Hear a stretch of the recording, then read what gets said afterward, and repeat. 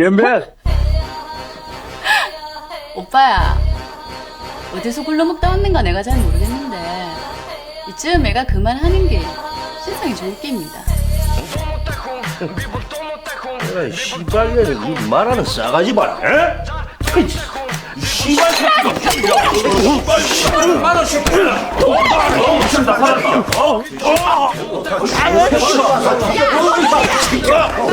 这才是犯罪电影该有的水准。上映首周就以近40%的票房占有率荣登票房冠军，而三大中五路影帝和一拳超人的组合，更是联手打造出了韩国此类题材最具震撼力的史诗。该片以总统抗黑的真实历史事件为蓝本，构建起了一个错综复杂、波澜壮阔的犯罪世界，并用小人物逆袭的视角参与其中，对每一位观众提出了人性的拷问。故事开始于海关稽查科的例行检查，崔义贤带手下打开了新到的集装箱，可等将箱子的东西倒出来后，货单上的鱼饵却变成了昂贵的人参和金表。崔义贤强忍着兴奋大声斥责，因为不管是抓到走私的人，还是收取对方的贿赂，都能让他们的腰包鼓起来。可就在他准备把人押走的时候，男人却说自己和管理科的朴科长是亲戚。崔义贤表情瞬间变得凝重，但他并没有阻止同事们的小动作，而是和男人讲起了管理港口的不容易。对方非常的懂事，直接从钱包中拿出了所有的现金。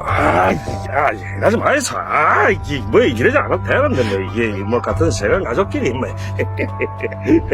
然而等他们回到办公楼后，竟发现有好几位同事被抓走，并且房间里还有人在大肆的翻找。察觉到不对的4人赶忙走进厕所，哪曾想赵科长居然也在这里。当得知女人向监察局检举了他们收受贿赂，3人不敢有丝毫的耽搁，赶忙去拿前几次收的好处。慌乱之际，同事不小心掉了下来。 조용히 해. 들키겠다. 나는 앞당기자. 晚上，妹妹带着男友登门拜访。当得知两人即将准备结婚，为了不让妹夫瞧不起，崔义贤当即搬出了唯一的骄傲。 자네가 보기에는 우리 집 사는 게 이래 보이고 우리 경주 최씨 충렬 공파는 이 굉장히 유서 깊은 집안이다. 성공한 집안 사람들도 많고 판검사니, 투스타이에, 포스타이에 응? 이 대한민국에 잘 나가는 사람들은 다 우리 집안 사람들이야 이 말이야. 예, 저도 말씀 많이 들었습니다. 崔义贤非常满意妹夫的反应，于是便把家里为数不多的积蓄拿了出来，让两人到外面租一个舒适的房子。接着更是把刚到手的金表也送给了妹夫。妻子不愿看他打肿脸充胖子，直接骂骂咧咧地回到了房间。崔义贤赶忙转移话题掩饰尴尬，但新的问题却又接踵而至。为了应付监察局的处罚，赵科长决定找一个人出来背锅。当得知由孩子数量来决定这个人选，崔义贤不由得神情一怔，因为整个部门就他的孩子最少。朋友劝他去给赵科长送点好处，可家里的积蓄早已全部拿给了妹夫，并且半年前因派遣和转部门送的那100万，直到现在都没有把钱赚回来。崔义贤非常的不甘心，但他却没有任何的办法改变现状。就在这时，不远处突然传来了动静。等崔义贤赶过去后，果然有2个人在开集装箱，满肚子的怒气瞬间找到了宣泄口。他当即冲上去阻拦，接着更是与之扭打在一起。很快朋友也赶了过来，两人见状立马驾车逃跑，仿佛被抓住就会丢掉性命一样。崔义贤非常好奇集装箱里的东西，于是便和朋友剪断了铁锁，怎料竟找到了整整1箱的面粉。崔义贤不可思议地愣在了原地，心中的贪念更是瞬间突破牢笼。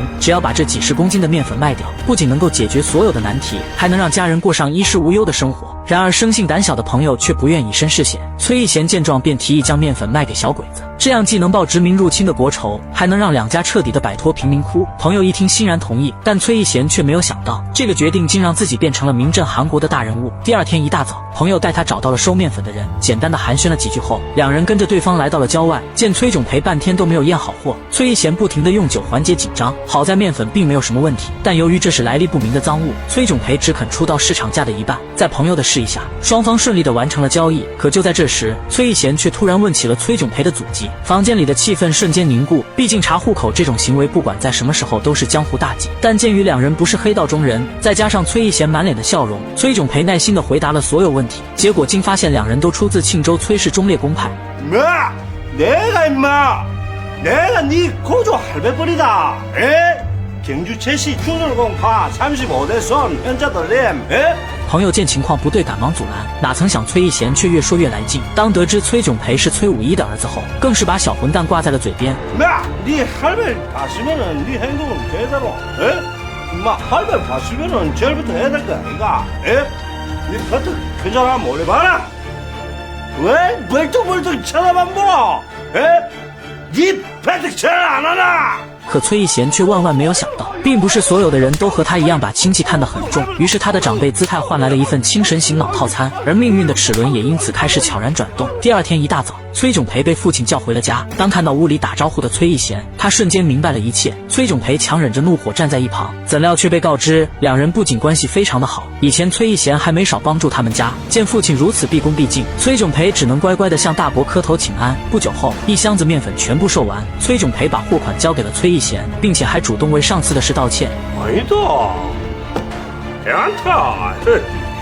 왜 그런 거 신경 쓰나 뭐 그럴 수도 있지 뭐. 见崔义贤如此识趣，崔炯培便邀请晚上一起吃饭。可刚喝没几轮，崔义贤就再次进入了状态，一句句的土味夸赞直让人起鸡皮疙瘩。崔炯培赶忙示意助手吸引注意力，哪曾想崔义贤竟掏出了小费，接着便让朴昌宇扶他去卫生间。怎料刚走到半道就撞见了老熟人赵科长，如往常一样把他当成了活跃气氛的道具。听着那格外刺耳的笑声，崔义贤再也无法压抑心中的怒火。他先是敬了众人一杯酒，然后便当场接起了赵科长的短，而且还特意强调了他丑陋的小武器。现场的气氛瞬间凝固，但崔义贤却根本不在乎这些，接着便站起身破口大骂。赵科长终于忍无可忍，动起了手，而这正是崔义贤想要看到的，因为他非常清楚，在崔炯培的场子里，他绝对不可能会吃亏。见赵科长被朴昌宇推到了地上，崔义贤赶忙冲过去补刀，他疯狂地发泄着心中的不甘。崔炯培则是默默地关注着事态的发展。当看到崔义贤眼神中的谄媚被凶狠与凌厉取代，他决定给这位大伯一个机会，毕竟两人同属一族，怎么都要比外人可靠得多。就这样，崔义贤正式地加入了帮派，而他的家人也终于搬离了贫民窟。坐在狭小的车斗里，崔义贤满脸的复杂，他非常清楚自己踏上了一条不归路，但只要家人能够生活得更好，那么这一切都将值得。相比于帮内的其他成员，虽然崔义贤已经年过半百，但混迹海关多年的他却看得更加长远。如今韩国正处于高速发展的阶段，只要用黑道开路贿赂白道，再加上他积累多年的人脉关系，就没有拿不下的生意。凭借这项能力，他理所当然地成为了帮派的二把手。随着赌场的生意越做越好，崔义贤彻底地完成了蜕变，而坏家伙的全盛时代也因此正式拉开帷幕。这天，崔义贤在浴场撞见了一个熟人，他热情地上前打招呼，结果对方以为他还在海关工作，虽然嘴上说着客套的话，但眼神中却充滿了不屑。谁料下一秒， 그래. 이리 봐라. 而更让许社长惊讶的是，服务员面对崔义贤的调戏居然没有任何的不满。要知道这里可是当地规模最大的浴场。意识到不对的许社长瞬间两眼放光，接着便放低姿态恳求崔义贤帮忙。他与别人合伙开了一间酒吧，本以为可以大赚一笔，哪曾想对方竟是黑帮老大金板浩的人。眼下除了那寥寥无几的分红，酒吧基本和他没有任何的关系。看着人头攒动的舞池，崔义贤瞬间嗅到了机会。然而等他把情况说出来后，崔炯培却满脸的为难。虽然他们的实力远超金板浩，但黑道中却有一个不成文的规矩，那就是在没有名义的情况下，任何帮派都不能随便越线，更别说金板浩之前还是他的小弟。但崔义贤不想放弃这触手可及的财富，于是便提议利用两人的关系拿下酒吧。本就利益至上的崔炯培欣然答应。为了确保计划的顺利进行，崔义贤还特地叫来了跆拳道7段的妹夫。等许社长介绍完双方后，他开门见山地表明了态度，身为合伙人之一，今后酒吧的账本必须要让他过目。至于安保队长，则是换成妹夫。 이 새끼가 듣자니까. 어이, 뭔데? 니 좀 나가나? 어? 어디서 얼굴이 없는 놈이 귀 들어가 씨발 이래저래 지랄이고, 어? 네 먹어. 앉아라. 앉아. 니도 먹어. 나. 眼看对方就要动手，妹夫赶忙摆开架势阻挡，可滑稽的动作却引来了众人的嘲笑，而郑社长更是肆无忌惮地出言羞辱。眼看效果已经达到，崔义贤直接抱起反击。 整个包厢瞬间陷入混乱之中，紧接着3人就被扔出了酒吧。等安抚好徐社长后，崔义贤立马冲进不远处的茶室，伴随着崔炯培轻轻点头，手下们当即操起家伙朝酒吧赶去。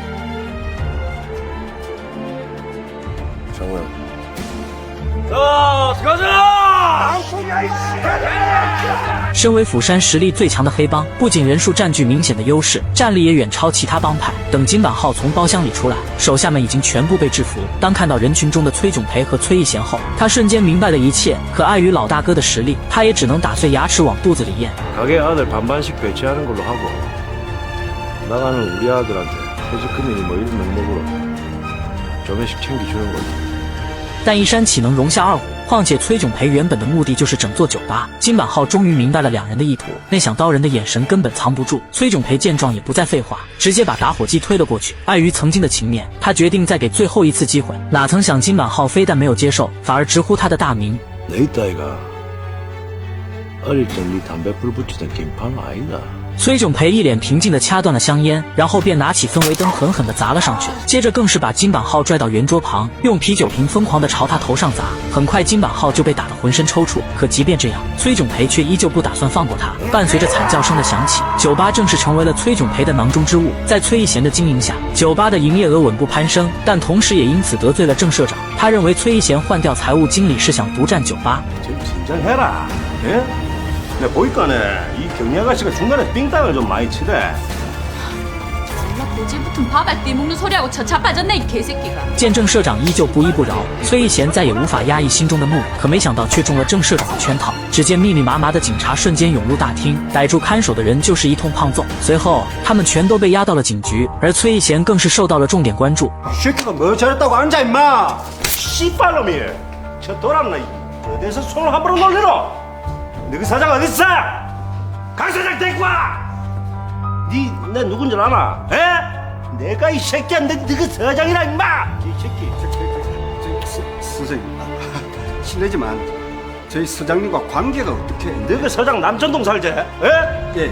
내가 임마 너그 서장이랑 임마 어저께도 에? 같이 밥 먹고 에? 사우나도 같이 가고 에? 나이 개새끼야 인마 다 했어. 이 새끼들이 말이야 이 개새끼들이. 그래. 아, 그럼 일단 예?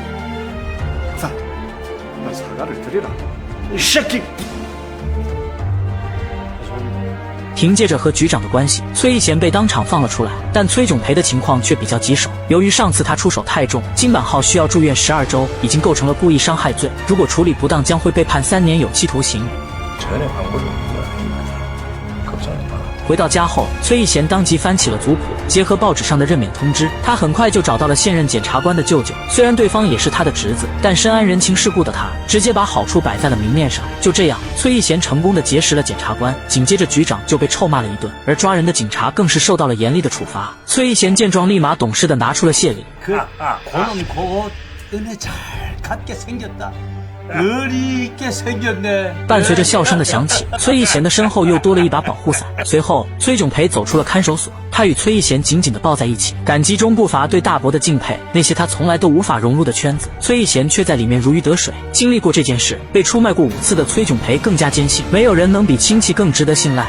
우리 둘이가 이 동지적 관계를 넘어 하나의 몸이 돼야 된다고 생각한다.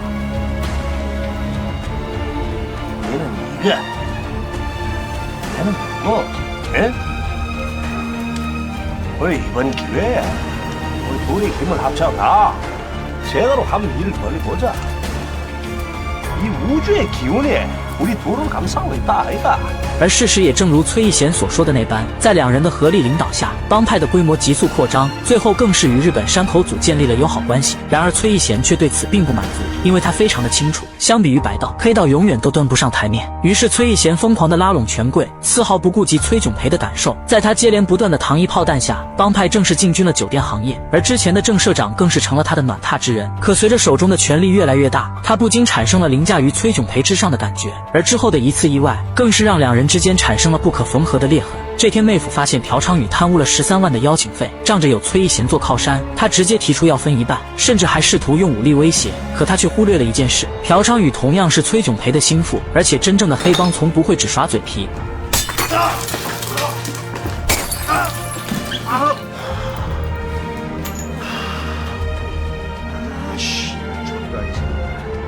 마, 야구 뭐라 했노? 어? 다시 한번 시부리 봐봐. 씨바 아가리에 쪽방 먹는 수시 높을라.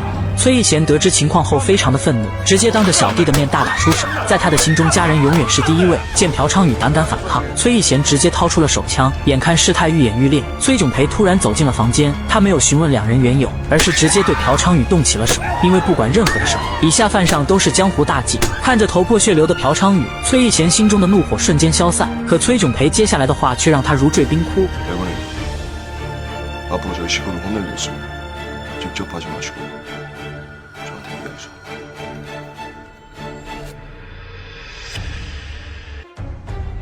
而不久后的一件事，更是让两人变成了敌人。新酒店开业这天，金板浩放出花妖来砸场子，于是崔炯培想趁此机会彻底解决隐患。崔义贤非常的愤怒，眼下正是总统大选之际，如果被盯上的话，他们所有的努力都将化为乌有，甚至连性命都无法保证。但没有崔炯培的命令，朴昌宇说什么都不肯把人撤走。崔义贤见状，立马来到了楼上，看着趾高气昂的大伯，崔炯培的脸上满是厌恶，接着更是起身走到崔义贤的面前。在他的心中，学生做好功课才算好学生，黑道该打的时候就打才算黑道，不光是靠嘴上的功夫。看着顽固不化的侄子，崔义贤虽然非常的生气，但为了不造成更大的损失，他还是选择了先低头。他提议用谈判的方式稳住金板浩，可话还没说完就被打断。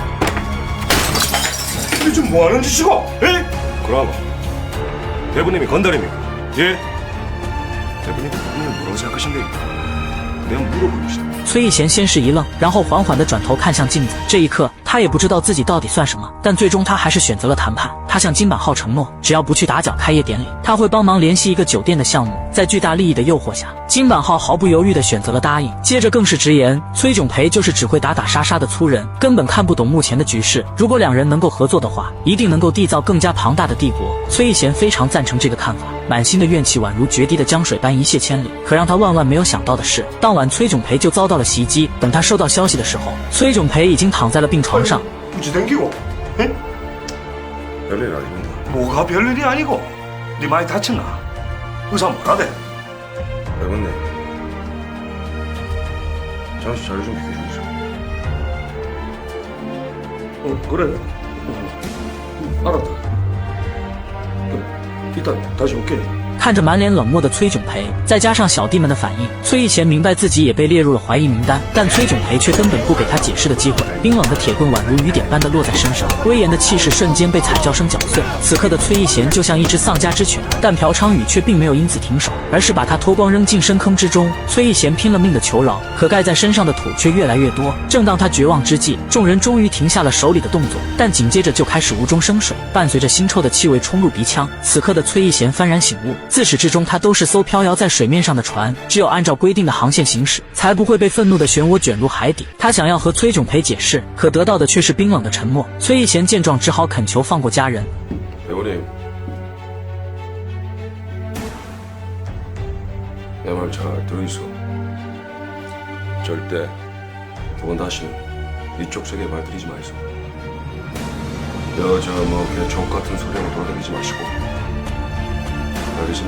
不久后，朴昌宇送来一箱现金。当得知所有的股份只换了30万，崔义贤被气得直接站了起来。然而心中的怨恨和不甘却只能和妹夫诉说。可就在这时，金板浩突然走进了房间。喝大的崔义贤并没有多想，而是将其视为了希望。再加上金板浩接连不断的吹捧，崔义贤毫不犹豫地选择了合作。就这样，金板浩瞬间拥有了能与崔炯培对抗的实力。可还不等他们发起反攻，韩国政坛就发生翻天覆地的变化。而更让人没想到的是，新总统上任的第一件事就是向全国的黑道正式宣战。在检察厅与警方的联合打击下，帮派成员一夜之间就被肃清。侥幸躲过一劫的金板浩非常害怕，他从来没有见过这样的检察官，居然对金钱和美女通通视而不见，就仿佛是不食人间烟火的大仙。崔义贤见状有些不以为然，凭借这些年累积下来的人脉，他不信无法解决一位小小的检察官，于是便让金板浩暂时出国躲躲，等他把一切都搞定后再回来。很快，崔义贤就找到了检察官的学长，但事情却并没有他想的那么简单。只见赵范熙刚走进房间，脸就瞬间耷拉了下来，接着更是转身径直离开。 니만 햄한테 그럴 수 있나? 어? 니만 문제 일으킬 때마다 선배들 쫓아다니면서 똥 닦았던 사람 누구야? 내가 임마 범석이 그런 놈 아니다. 아, 걔 안타. 니 기억 안 나나? 니 그릇이 이것뿐이 안 되나? 니 그래가 내가 나중에 검찰총장 하겠나? 가라 임마. 평생 뺑뺑이나 돌 기다. 아유 알았어. 한잔합시다 한잔해. 됐어? 就这样，赵范熙终于回到了房间。在两人的默契配合下，气氛很快就到达了顶峰。崔义贤见状，当即声明了自己的立场。看着开怀大笑的赵范熙，他终于把心放回了肚子里。接着便趁上厕所的机会，主动上前为其按摩肩膀，试图用这种方式表达忠心。谁料下一秒， 분위기만 천졌더니 어디 검사 어깨에 손을 대고 지랄해 이 개새끼. 야 제키야, 너 뭐 단단히 착각하고 있는 모양인데 난 네가 깡패인지 아니 관심이 없어 이 새끼야. 그럼 내가 깡패라고 하면 그냥 깡패야 이 새끼야. 표정 관리 잘해. 수만 떨어지게 씨발 피내지 말고.回到家后，崔义贤立马打电话求助，可由于新任总统太过强势，没有人愿意在这个节骨眼露面。而更让他绝望的是，郑社长居然也被抓了起来。为了保住自己的性命，对方直接把所有的事都捅了出来，并且还交代了金版号躲藏的地方。很快，崔义贤就被带到了审讯室，可没想到金版号居然也在这里。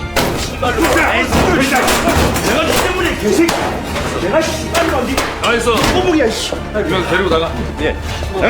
나가. 가만히 있어 이 새끼야.伴随着金版号被押走，赵范熙彻底撕下了面具。他给了崔义贤2个选择：一是以帮派首领的身份判15年，二是以雇佣暴力罪判3年。崔义贤不可置信地抬起了头。此刻的他才终于意识到，赵范熙并不是真正的不食人间烟火，只不过他所图的是那掌控一切的权力。 검사님, 지금 결례가 안 된다면 검사님하고 저한테 좀 더 유익한 제안을 하나 해도 되겠습니까? 얘기해봐. 事实也正如崔义贤所想的那般，在他出狱后没几天，崔炯培的人就找上了门。身为韩国第1大帮派的首领，崔炯培并不是真的只会打打杀杀，他也有着自己的人脉和关系网。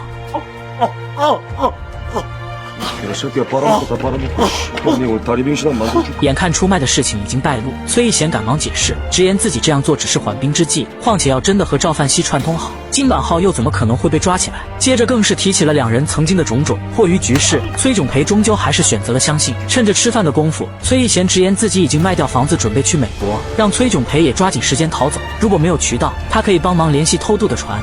만에 하나 정한 지시는 그때 진짜 대본이 와서는 벌어졌을 거야.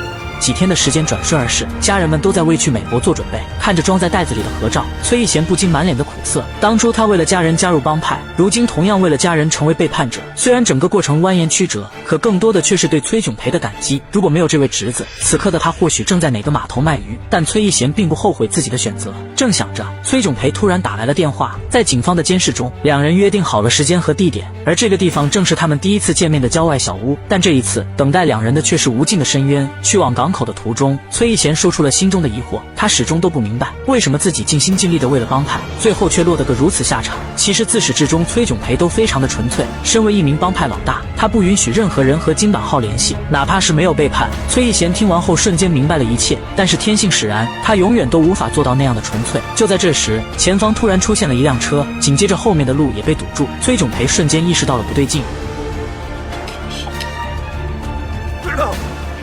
2人在狭小的空间里扭打在了一起，崔炯培掏出匕首想要同归于尽，然而警方却根本不给他任何机会。伴随着最后的一位帮派老大落网，与罪犯们的战争正式宣告结束。赵范熙如愿地获得了总统的嘉奖，而崔义贤背后的保护伞也在此刻轰然炸开。凭借这些人脉，崔义贤在同一个包厢里组织了一场饭局，坐在他对面的正是刚刚上任的总统，而赵范熙则是需要看他的眼色行事。影片最后，崔义贤成为了站在金字塔尖的大人物，他的儿子则是成为了韩国最年轻的检察官。可就当他设宴庆祝孙子1周岁的时候，耳边却突然传来了一道熟悉的声音。